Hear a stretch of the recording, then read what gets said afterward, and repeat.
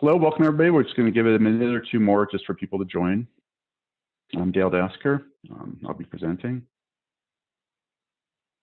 I'll wait for one more minute.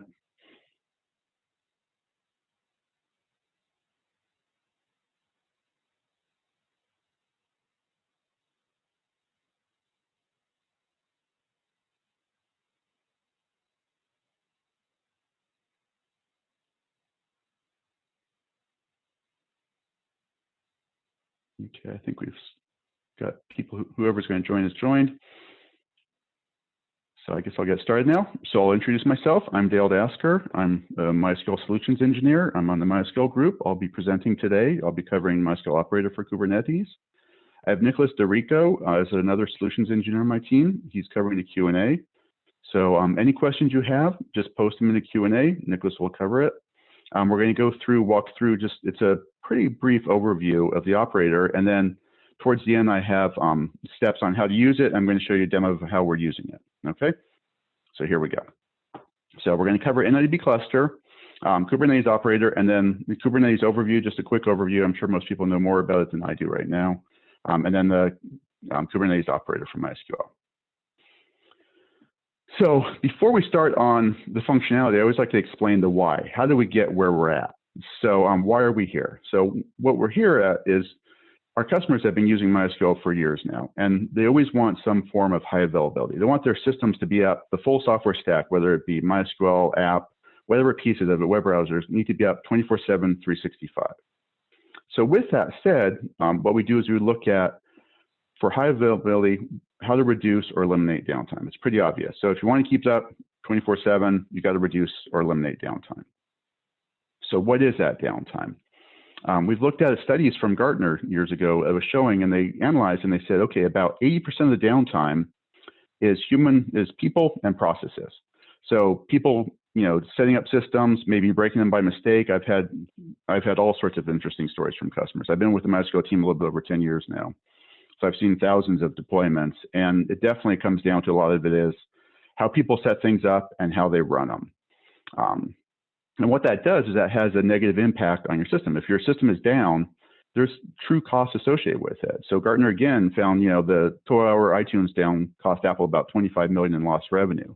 Facebook lost about $90 million in lost revenue, and Gartner determined that an average cost on all these IT downs are about $5,600 per minute, which works out to be about $360,000 per hour. But then they've also had about 30% of their clients that responded to them told them that they were losing revenue in the order of $1 to $3 million an hour. So downtime is very important. It affects the bottom line and it affects the reputation. So how do we achieve high availability? The obvious is we eliminate the causes of downtime and we decrease the time to recovery. So we know what the causes are, and now we also need to look at how to recover from it. So let's take a look at where we're in.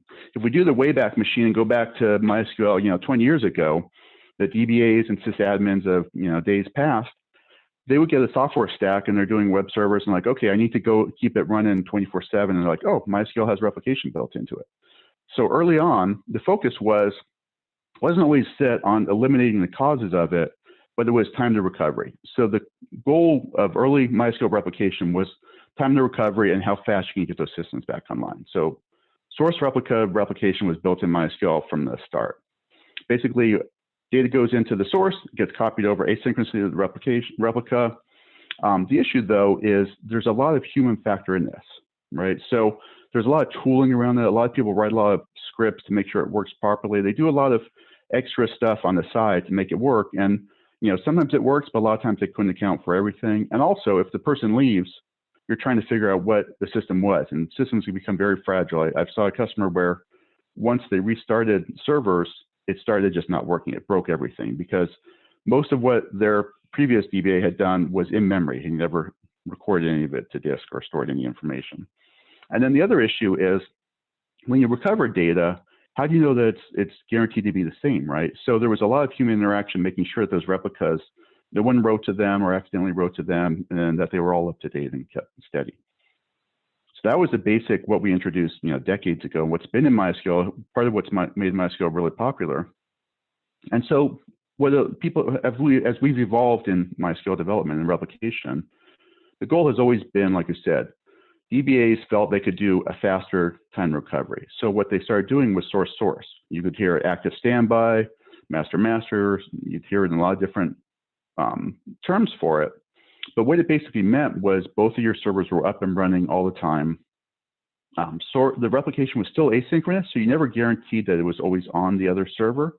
There was no conflict detection. So this meant that you brought in some of the issues, you pushed them further up the stack, where application developers had to make sure they were writing code that wasn't doing, a delete from this time to this time, where maybe you're storing certain, primary keys on the server on the right and other primary keys on the server on the left, and that's how you could avoid the conflict detection. So there were still a lot of issues with it, but the goal was still to get you faster recovery. So it got people faster recovery, but they were concerned about if one server fails, now we're down to a single point of failure, and there was a lot of human interaction making sure everything came up. So we started seeing a lot of ring replication. So I've seen a lot of this pushed out there where, one server goes to another, to another, to another. So they're all sources and they all write to each other. Still all the same issues that we had before with no conflict detection, replication is asynchronous, but now what you've done is you've introduced, even though you've introduced less single points of failure, you've introduced more complexity into how the whole environment runs. I had a customer a couple years back that had 30 of these servers in the ring, then they replicated out to a secondary ring, a standby ring of 30 more servers. So it worked great. He had everything done. It was working really nice. Performance was great, but he was like 2 major versions behind on MySQL, so they had to do an upgrade to a newer version. So we spent a whole weekend on site upgrading each individual one, breaking everything, trying to make it work, trying to get everybody back together. It was just, there was a lot of human intervention in it. And whenever we put more and more people into it, you get more issues and more concerns about, somebody missing out a certain piece of it or something going wrong. So basically what it comes down to, the focus has been on our DBAs and sysadmins that have been using MySQL, is they want a solution like this, where you have source, all the data is going to one, going to a certain one. Replicas are standbys. If you have a hardware error or maybe just a software crash or something killed the source, you minimize the time to recovery, so the time to failover, and then you have replication going again. So this has always been the focus of all of our DBAs and our MySQL users. They've come up with all sorts of unique environments, unique frameworks. And then the big part is there's been just tons of open source tooling out on the internet to help you do this. There's all different tools you can find that will help you do this, help you do that. But most people would deploy the tools without really knowing the bounds of them or without really getting into what happens to them. So they would put faith in it, but they didn't always know if it worked properly until there was a failure. So the MySQL engineering team looked at this and they go, okay, we want 24/7. We want MySQL to become more and more important part of typical businesses. So we want to make sure it's up 24/7. So we need to reduce the human error and the processes. We need to cut that down. So that's been our focus for the past few years, quite a few years. And part of that was InnoDB Cluster. So we released this a couple years ago. What InnoDB Cluster is basically we take all those components, all the pieces that you were trying to do yourself, and we built it into MySQL. So inside MySQL is the bottom layer is group replication. So it's a distributed state database where when you write to one, it's guaranteed that it's written to all of them. So it's all there. And another big part is they're all health checking each other. They're making sure they're alive. They're making sure they're all consistent. They're making sure everybody's up to date. Everybody's in the group. So that removes the DBA having to go and write some script to constantly be health checking all the MySQL instances. If one fails, what you do, if there's a split brain, how do you handle it, who do you push it to? All that's built into the group replication layer. So that area was automated. So we're removing the human part from there and the process part from there. And then we move up a little further to the router. So the router is the application. So your application developers now, they don't have to know who to switch over to. They just connect to the router. Then if there's an issue or a failure, we notify the router and it goes up. It's all orchestrated by the shell. So it's easy to control it, get everything set up, get everything running. All good to go. And then in the case of failure, so when we had those previous modes where if a node fails, basically they all are heartbeating each other. There's no human intervention needed. They'll all heartbeat each other. They'll say, okay, the primary's down. Let's select a new primary. You have some control over how that might happen. And then the new primary is elected. The router is made aware of it, and all new writes are going to that new primary.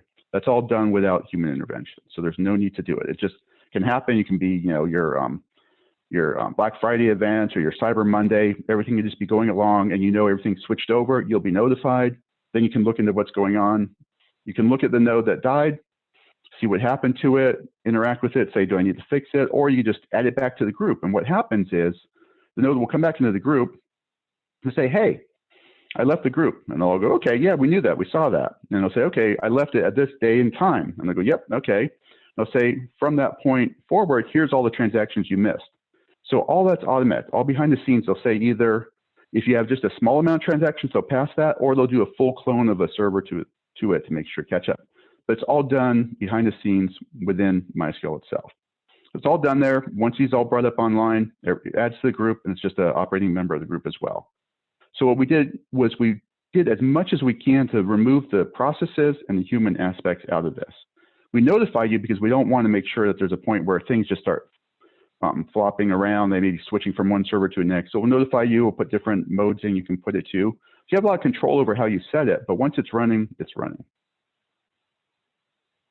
So that was the motivation behind InnoDB Cluster. And now what we do is we'll do a brief overview of Kubernetes. So I kind of date myself back to when, it was a single server, multiple apps. Then people were like, okay, there's too many applications running on there. Let's start creating some VMs. And then they had VMs started becoming too heavyweight. So they started creating containers. And so the world's gone in more towards containerized workloads, which is fantastic. Lightweight, easy to develop, easy to upgrade, easy to manage.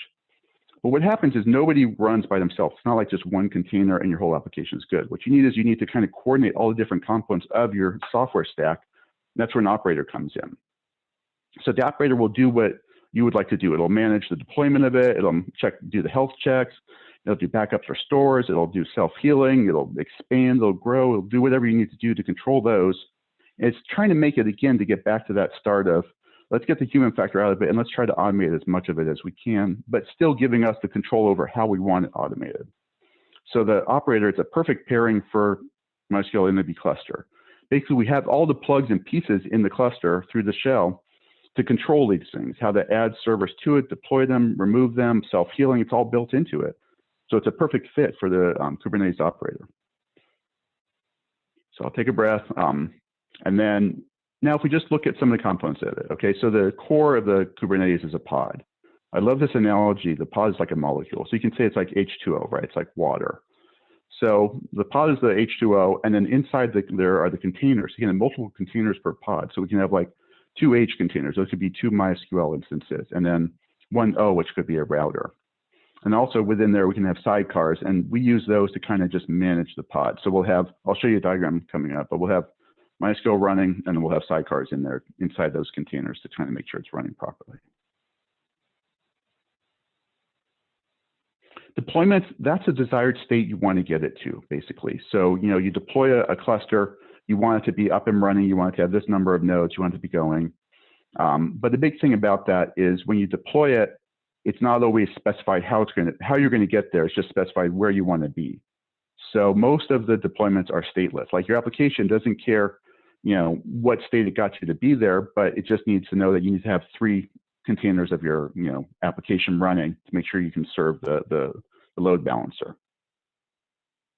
But that doesn't work well with databases, right? Databases need to have some state to them. So inside Kubernetes are stateful sets. Basically, this is like the stickiness. Like you have MySQL, if we have the InnoDB cluster and they're all working well together, then like I said, that one drops out. We want him to know who his identity was when he dropped out. So when he comes back in, he knows how to regain and re-get back in there. So that's the concept of stateful sets that are inside Kubernetes. So we make use of stateful sets with the Kubernetes operator for MySQL.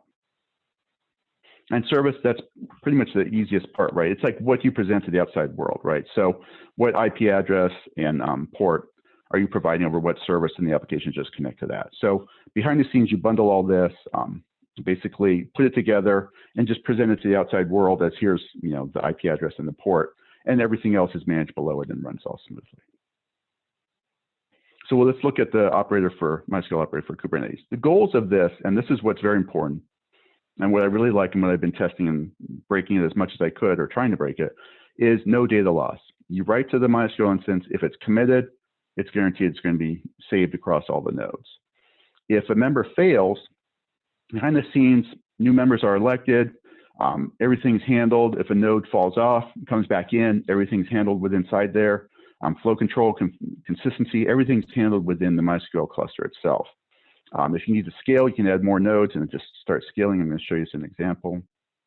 Very easy peasy, easy to work with. And this is what it looks like the outside world. So like I said, like you have a service. So basically, we're just going to be providing the service of the MySQL InnoDB cluster.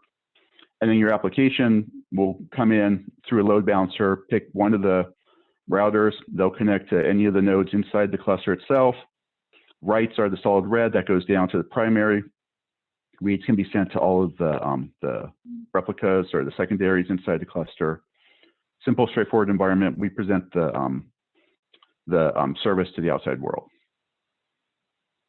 But we also take advantage of our persistent volume claims. So what happens is each MySQL instance has to have storage, and then, like I said, it has to have some state. So what we do is we use a persistent volume claim to get a persistent volume, and then if the server drops out, state and its data is saved, it comes back in, you can get it. We also do that for backups. If you're doing backups, you can persist the data and pull it out. So that's the other component that we're using of Kubernetes for storages or persistent volume claims. This is what basically, and I'm going to walk you through all this when I show the demo of it. This is what you configure MySQL cluster with. So you have the YAML files. I put the little link down at the bottom. So the recording and the presentation will be made available to you later on. Basically, you can just tell it how many instances you want, what version of MySQL you want, and so forth. The router, it's the same. You tell it kind of how many instances you want, what version of the router, how many replicas, and so forth. Basically, use that YAML file, and then it generates. Once you deploy the cluster, it generates the whole InnoDB cluster like this. So this is what I'm going to deploy and show you right now. Is basically I'll have replica sets with routers in it. Stateful sets, I'll have 3 pods. Inside each of those will be a MySQL instance with a sidecar with an operator agent. They'll all be mounted to their own PVC. And then group application will be running between all of them. So any writes to one get committed and written to all the others as well.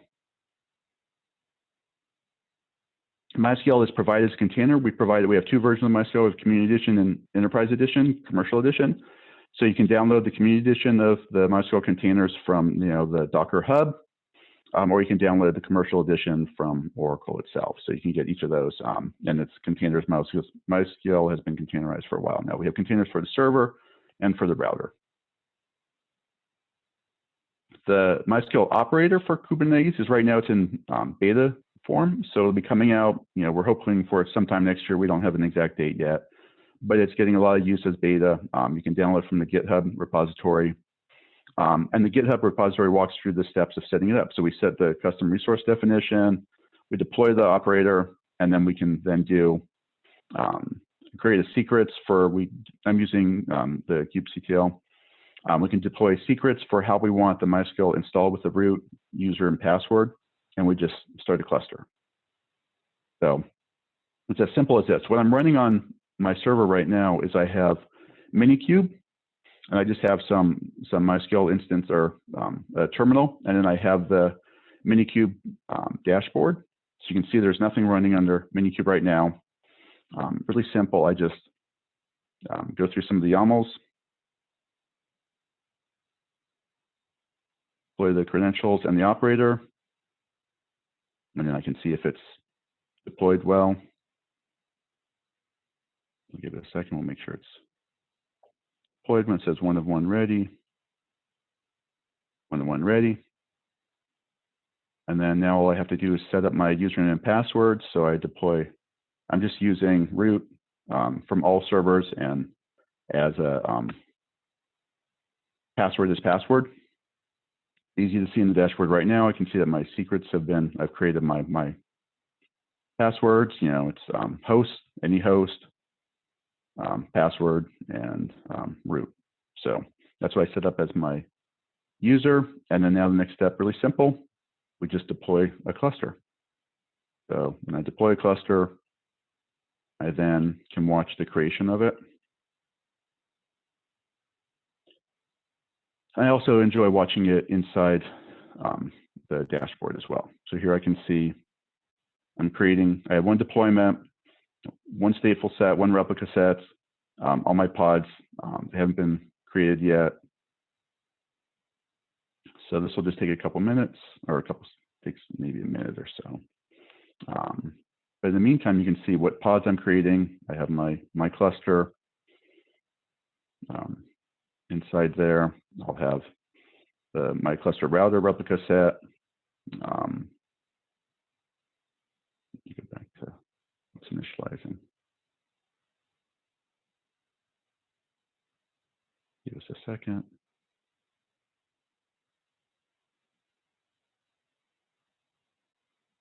So you can see we have two running. One's the replica set. My cluster router is running. I see I just did one rather than, so I have a desired of one rather than two. So I made a mistake on that. Pods, I have my cluster 0 and 1. And we're getting there. We'll be there in just a couple of seconds. Any questions, please post them in the chat.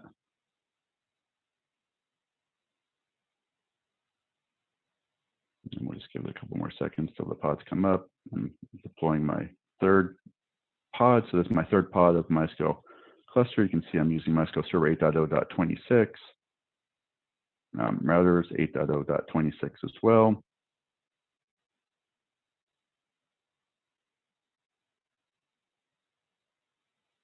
And we're almost there. So you almost have a full stateful set. Like I said, it deploys, what happens is it deploys everybody in order. So it makes sure that it just doesn't just throw all the pods out there in MySQL. It makes sure that each one comes up, they know which server to connect to, they know how to set each other up. If there was any data in there, they would have caught up and make sure everything's okay. And now we have a cluster running. So what I do next is I can do a port forward to that service. So like I said, there's different services that we're providing. We have the cluster service, and I'm just going to that port, this address, port 6446, 6448, and then I'm just going to run MySQL shell against that. So I log into MySQL, into the group, just like I would. I'm going through the proxy. You can see I connected to my root at 6446, and I have the cluster listening on that port.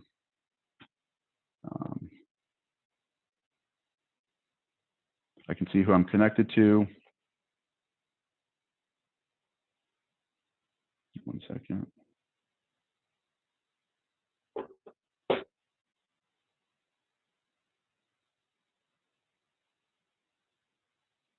Okay, so I'm connected to, one second, please.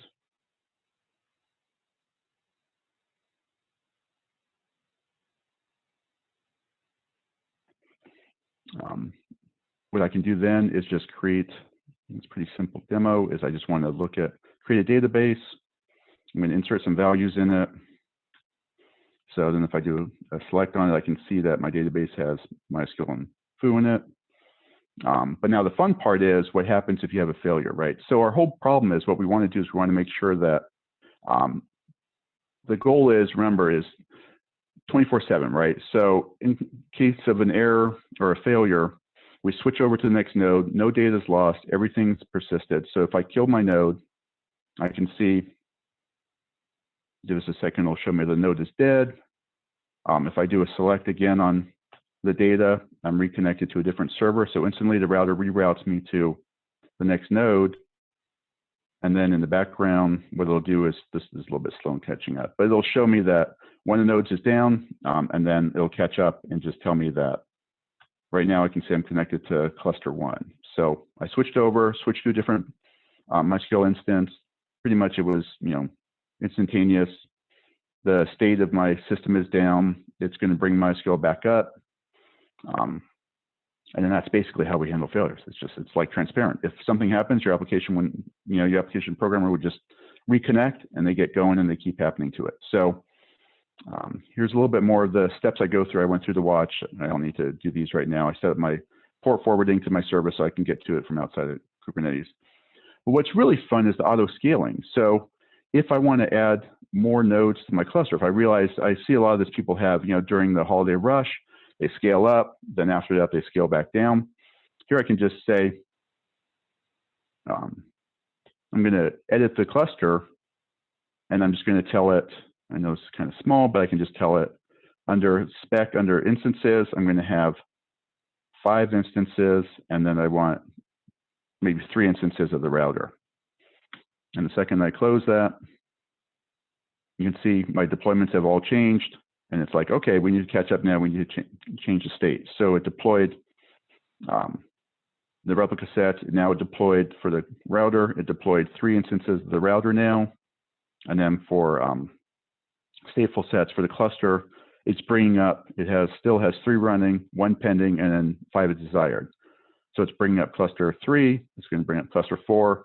Now we have all those nodes, and they're all sync up together. They're all made sure that they're in sync. If I were to kill the server again, it would brought me over to one of the other nodes, and then I would just be able to just move around any of them, and it would be transparent to the application once everything comes up. So we're still almost running. We need 1 more to run, and then we're in a good stateful state again. And basically, all the logic is built into there. So it's up to you to do nothing, to just sit back and make sure everything just keeps running, just monitor it, which is really nice, because the old days, if a node died and you were like, okay, I want to add more nodes to it, you had to check, make sure everything was up to date, make sure everything was current. There was tons of work that was reliant upon the actual DBA. Here I can just say, add more nodes to it, and it just updates. We're most all caught up. So very easy to scale up, no downtime. Another big one, which a lot of people have issues with, is running upgrades. So when you're going to do an upgrade, you would just do the same edit like I did, but I would say go to a new version. Right now I'm at 8.0.26, so I'm at the latest. But if 27 comes out, I would do that. Then we know we have the logic built in that we'll go through and we have the primary node will be the last, and then we start doing the rolling upgrades. So we'll stop a server, stop a pod, upgrade it, start it, and keep going through all of them until they're all up to date. We have it all automated for backup as well. You would just do an edit, tell it to do a backup of the instance. It'll do a backup, dump directly to PVC, and you're good to go. So basically, the goal of it, I mean, it's a really simple demo. It's nice. Everything kind of works. We have a lot of people testing the beta version of it, a lot of good positive feedback. I have a customer that's looking at deploying it in a very large financial application, which has billions of dollars running through it. And they're using InnoDB Cluster right now, but they want to deploy it and have the operator control it all. So they're looking at the MySQL Operator to do that. So it guarantees that all your nodes are running, no failures. If anything fails, everything's automatically healed, taken care of for you. And then when you're all done, if you want to just delete, I'm not going to delete that, but just do a delete, takes out the whole cluster. But we do leave the persistent volumes in case you want to have that stickiness and restart it. So we'll kill the cluster. We'll have the data files left for you to get to if you need to.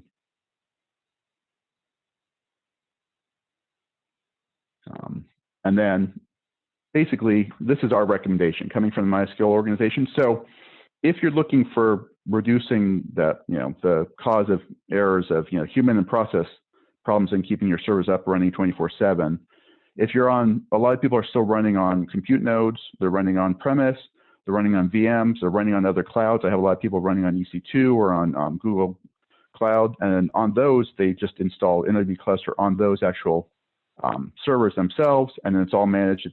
You have to manage it yourself, but we've put a lot of the tools in for MySQL to make it easier for failover, notifications. So we've taken a step beyond what used to be the old, just a source and a couple replicas, and then the DBA having to manage all that. We've pushed it all into InnoDB Cluster. So you have that available if you're running VMs. If you're using Kubernetes, then you should be using the MySQL Operator. Easier to use, easy to set up, mostly managed service.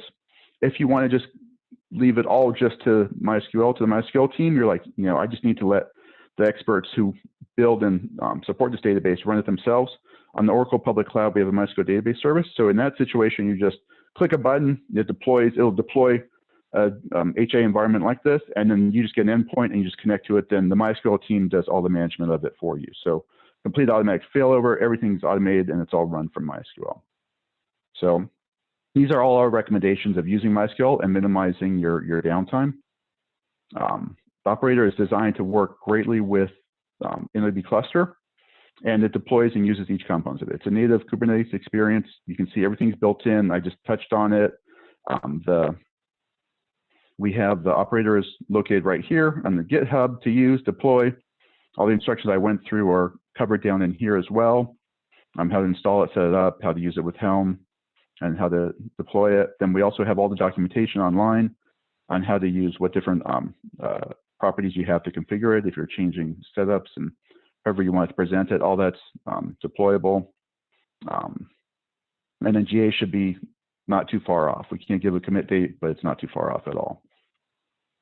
And that's it. That's everything I have for it right now. Like I said, it's a very simple and straightforward use case. It was pretty easy to set up and run, just running it in Minikube, no problems, no issues. And you know, if we're here for questions. Thank you for your time. I think Nicholas has answered them. If there's any other questions, please let us know.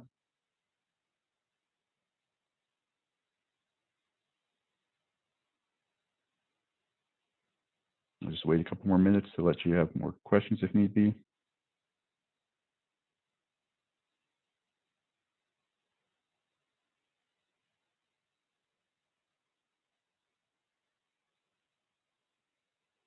And for any future questions, or if you want to contact us directly, here's Nicholas and my email addresses, and we're happy to help you on any questions on MySQL. I deploy it on the cloud, your cloud, other public clouds, MySQL database service, whatever you'd like, we're here for you.